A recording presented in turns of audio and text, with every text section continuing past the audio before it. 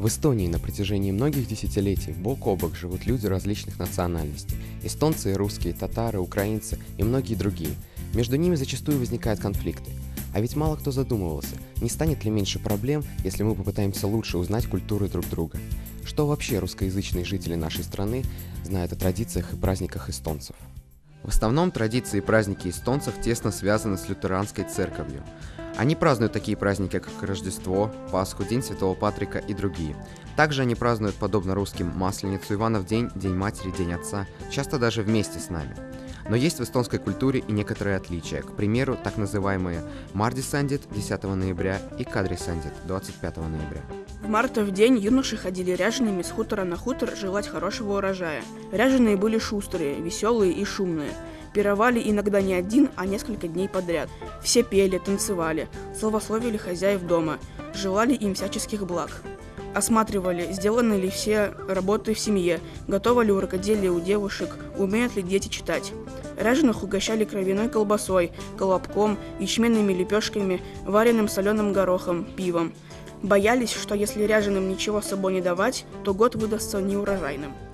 В Кадрипяев уже девушки ходили по деревне с песнями и плясками, в которых просили разрешения войти в дом. Получив подарки и исполнив песню благодарности, они уходили. В наше время традиция сохранилась. Однако эти праздники стали больше напоминать шотландский Хэллоуин. Костюмы стали намного современнее и разнообразнее. Также одной из эстонских традиций является празднование Дня всех святых 2 ноября. Есть такие национальные праздники, связанные с историческими событиями, как День Победы под Винну 23 июня и День независимости 24 февраля, День восстановления независимости 20 августа.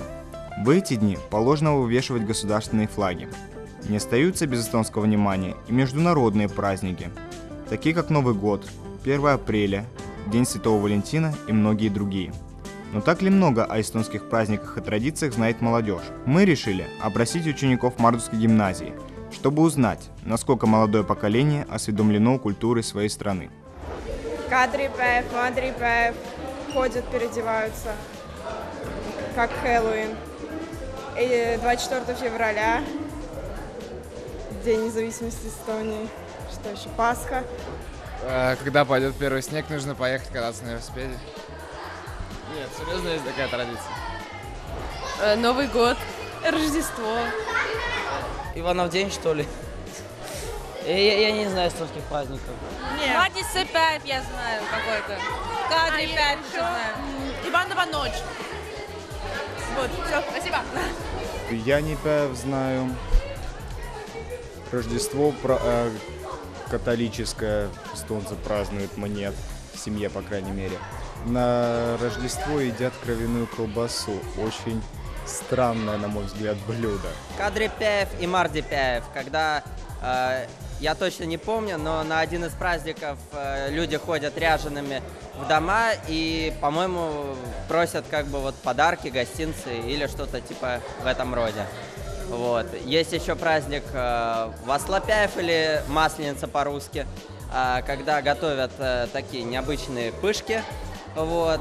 Также катаются на санках. Вот. И да, еще есть национальное эстонское блюдо гороховый суп, который они едят во время этого праздника. Новогоднюю еду знаю. Кровяная колбаса, а так как-то этим не интересовался и не вникал. Как мы видим, мнения разделились. Некоторые русскоязычные молодые люди знают о традициях и праздниках эстонцев достаточно. Некоторые не знают ничего.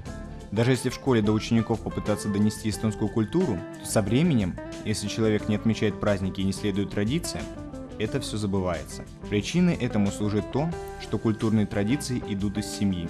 Крайне редко в русских семьях соблюдают эстонские традиции. В детстве, к примеру, в русских семьях отмечают такие русские праздники, как Масленица, православная Пасха, Старый Новый год, православное Рождество и так далее. И дети принимают это как свою культуру. Но они редко отмечают эстонские праздники, поэтому так мало о них знают. А может быть, все же виной этому недостаток знаний, полученных в школе. По этому поводу мы решили опросить учителей. В принципе, я считаю, достаточно, хотя знаний всегда бывает мало. Помимо школьной программы, я считаю, что, конечно же, нужно изучать дополнительно, используя дополнительные источники информации. И что самое, я думаю, и интересное, и самое нужное, это когда человек сам участвует в каких-то обычаях, традициях, то есть сам принимает участие. И по статистике психологов, когда человек практически что-то делает, эта информация у него остается порядка 80-90%. С одной стороны, можно сказать, что знаний дается достаточно много, потому что с эстонской культурой они знакомятся как на уроках эстонского языка, на уроках истории, на природоведении в начальных классах тоже говорится о каких-то праздниках, которые связаны, например, со сменами времен года. Но с другой стороны, недостаточно, может быть, в том смысле, что дети не участвуют, может быть, в этих праздниках, которые происходят. Это раз. Во-вторых, не участвуют в праздниках вместе с эстонскими детьми. То, что у нас есть проектная деятельность, ездят на какие-то экскурсии, но этого недостаточно. Именно нужно праздновать праздники так, как это делается в эстонской школе или в чистой эстонской среде, потому что знать один язык – это мало. Надо знать немножечко обычаи, культуру, это поможет лучше понять человека другой национальности. А раз поможет лучше понять, значит, можно будет лучше общаться.